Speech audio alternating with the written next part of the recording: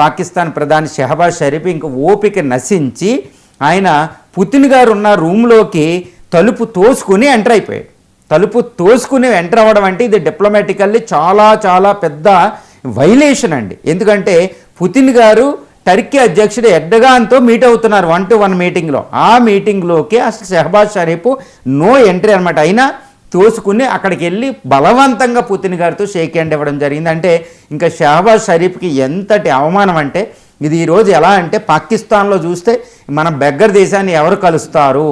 అంతకుముందు ఇండియాకి పుతిన్ గారు వచ్చినప్పుడు ఇండియాకు వచ్చిన పుతిన్ గారి ఫ్లైటు పాకిస్తాన్ గగనతలం నుంచి వచ్చినా పాకిస్తాన్లో దిగలేదంటే మన బెగ్గర్ దేశం, మన బెగ్గర వాళ్ళ ఆయుధాలు అమ్మినా మనం ఏమి ఇస్తాం, అప్పు అడుగుతాం. అందుకే పుతిన్ గారు ఇక్కడ రాదు, ఇండియా అయితే క్యాష్ డీల్ చేసుకుంటుంది, క్యాష్ టు క్యాష్. కాబట్టి అసలు ఇండియా వెళ్ళారు, మన దేశం రాలేదని పాకిస్తానీస్ వాళ్ళు ట్రోల్ చేసుకున్నారు పాకిస్తాన్ మీదే.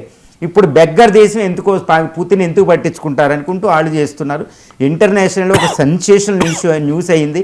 ఎందుకంటే ఇప్పుడు పుతిన్ అనేది హై స్టేచర్ ఉన్న ఒక పెద్ద లీడర్ అనమాట. ఎందుకంటే 3వ ప్రపంచ యుద్ధం తేగలిగిన లీడర్ కాబట్టి అక్కడ అమెరికా అందరూ భయపడుతున్నారు. పుతిన్ నిర్ణయమే ప్రపంచాన్ని రక్షించాలన్నట్టు ఉంది. ఈ సమయంలో ఇప్పుడు పుతిన్తో షేక్ హ్యాండ్ కోసం షెహబాజ్ షరీఫ్ చేయని ప్రయత్నం లేదు. అంటే ఇప్పుడు ఆష్కాబాద్ తుర్క్మెనిస్తాన్ క్యాపిటల్ ఈయనకి చాలా తీవ్రాతి ఘోరమైన అవమానం అని చెప్పుకోవచ్చు. ఇలాంటిది అంతకుముందు టియాన్జిన్ అంటే చైనాలో షాంఘై కోఆపరేషన్ ఆర్గనైజేషన్ కోసం